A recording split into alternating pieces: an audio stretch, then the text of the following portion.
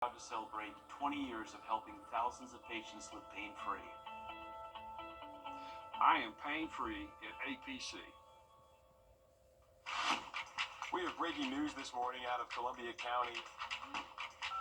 I'm following up on a story we've been covering. Power lines down overnight. Stay with us for more road closures and safety. Without the ground lightning, that's going to be a big risk this morning.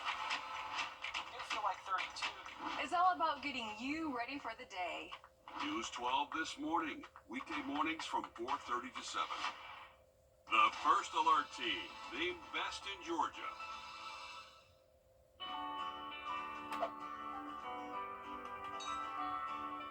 When you visit or work with Parker's Kitchen, your support makes a difference. You've helped us rank as best workplace in America. None of this happens without you. Thank you. Live from Augusta, you're watching News 1226 this morning. A peek ahead into your morning. Commission is looking to beautify Augusta.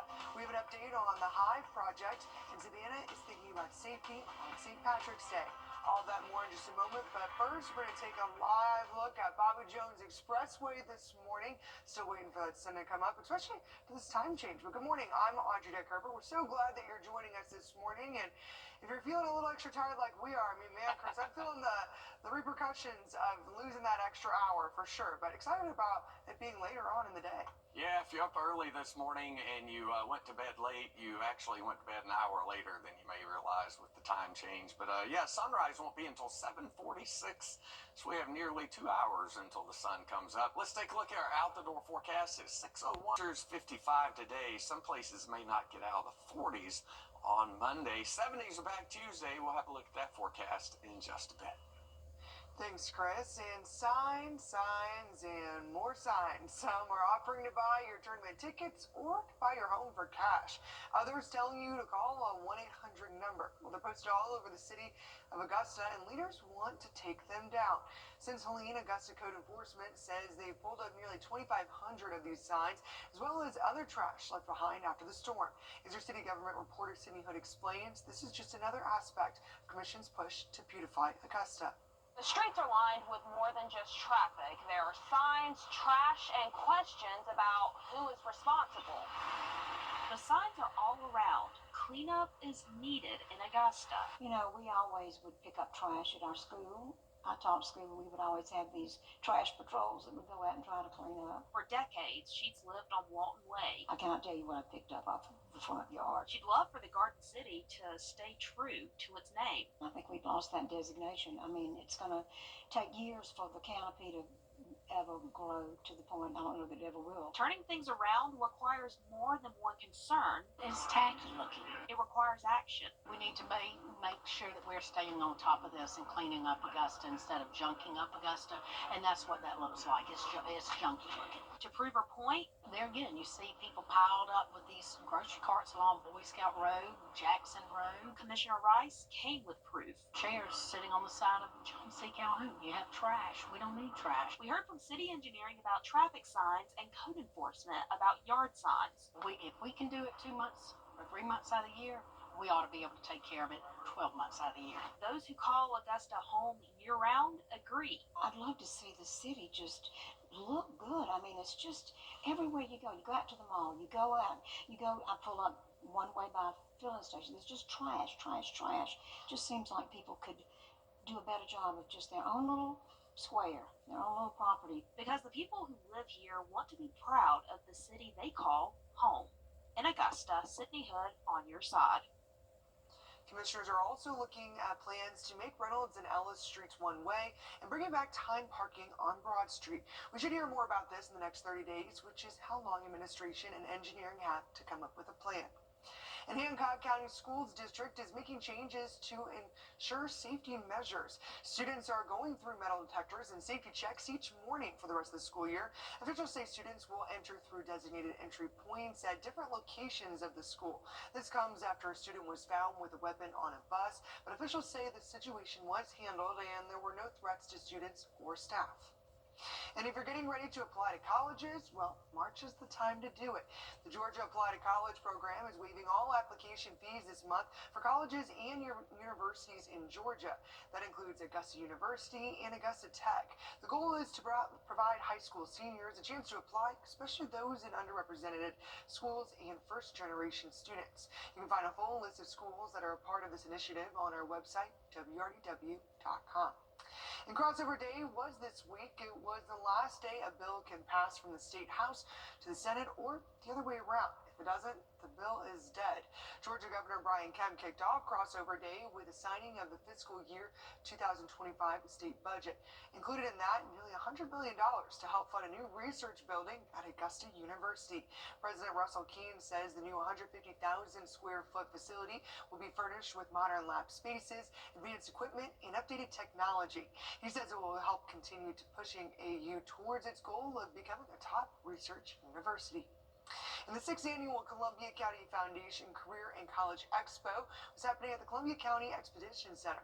Middle and high school students were able to meet with universities, trade schools, and businesses to learn more about the different career paths available to them. And this year's expo focused on creating hands-on experiences for both students and parents. The Columbia County Chamber president said there was a steady flow of attendees this year and also spoke about how this event helps the community. From our standpoint, you can't get kids early enough.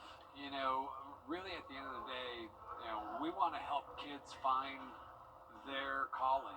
What are they good at? What interests them? The Columbia County Chamber says it's available to help anyone in the community looking for work. And the first reading of the development plans for the Hive in North Augusta has been approved. The long-awaited project will bring more housing and businesses to the area, but also more traffic. Your Kennedy Payne spoke to neighbors nearby the development about their concerns. I spoke with Dennis Wrdw. He's running for North Augusta City Council, and he says the growth is happening quickly, and he's concerned about traffic, but also worries about something you may not be thinking about. The Hive, it's all the buzz, and another sign of growth in North Augusta. Without these big projects, the city's already experienced about 15% growth over the last decade. We've gone from a city of 24,000 people, we're pushing 30,000 people. Nearly 200 acres, 700 homes, and new businesses, but some are worried about congestion. The people that moved to North Augusta didn't move to North Augusta to sit in traffic. Dennis Wrdw is running for North Augusta City Council. He says growth has a price. The cost of the growth is our quality of life and what we've become used to here in North Augusta. It's not worth it. Wrdw also volunteers at the North Augusta Pound, and he says he's worried about what this means for them. When you think about 700 new homes, and you think 66% of those homes are going to have a dog or a cat, you have to think outside the box on what that's going to do to the same city pound we've had since the 1960s.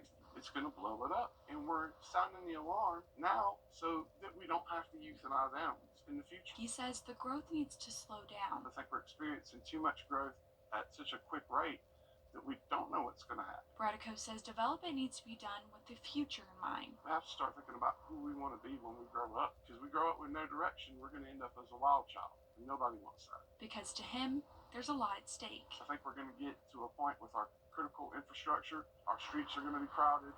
Our shelter is going to be overfull. I think you got to get in there. You got to put your hands on the problem. You got to solve it while it's happening. The more you let it go, the more expensive the fix is going to be. And that's not what we want either. The final reading for the project is on the 17th, and the groundbreaking for the Hive is set for later this month. In Aiken County, a major project aimed at bringing more businesses and apartments to Aiken Town Park continues to grow. The city manager says they are almost at full occupancy, and a couple of businesses have opened, like Chicken Salad Chick and Imar. The developer says the area will become a unique place to live.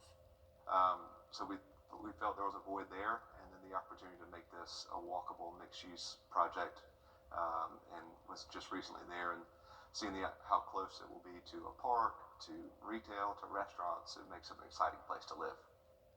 Long expects the park and new businesses will be open by summertime. And it's news plenty are celebrating over. Cava Grill is coming to Evans. In case you're not familiar, it's a Mediterranean restaurant chain. They sell a variety of pita wraps, salad bowls, falafel, and more. A Cava spokesperson confirmed that they plan to open a location in Evans later this year, but didn't have an exact time frame or location for us quite yet. Right now, the closest chain is more than an hour away in Columbia, South Carolina. And the Columbia County Planning Commission approved the next steps to bring a third Olive Garden to the CSRA, but some attendants voiced their concerns from safety and privacy worries to even more traffic on Lewiston Road and Autumn Trail, just past exit 190. After voting to approve it with conditions, the proposal heads to the Columbia County Commission that meets on March 18th. Well, it was a beautiful warm day out there on Saturday. Yesterday's high hit 80 degrees. The low temperature, a cool 49 degrees. We'll struggle to get out of the 50s for high today as big changes are on the way, and that does include some rain to start the work week. We'll have a look at your forecast when we come back. Come on in. It's the Rooms to Go anniversary sale, and we're making this one to remember. Low sale prices? You got it. Stylish furniture? Of course. And anniversary size savings that will have you celebrating room to room. Online or in store, if you shop, you save. It's the Rooms to Go anniversary sale going on now. Does your business feel like Physicians Mutual? Live from Augusta, you're watching News 1226 this morning. A peek ahead into your morning. SOAR Academy is looking for a new home. A Columbia County business is moving to a new location, and we're on your sideline with basketball. All that and more in just a moment, but first, we're going to take a live look at Riverwatch Parkway this morning. A lot darker out there this morning. Good morning, I'm Wrdw. We're so glad that you're joining us this morning. You know, I'm a little bummed. Thanks, Chris. And a school servicing local students with learning disabilities, struggling to buy a building to help them grow. SOAR Academy has been making waves in our community for more than a decade, but they're still looking for a place to call home. It's building off Washington Road, suffered severe damage from Hurricane Helene. Since then, they've been operating in a temporary location. As your City Hood explains, they're now facing another struggle from the Richmond County School Board. At SOAR Academy, students trace, build, and create, turning simple pieces into something bigger. I like being creative with art.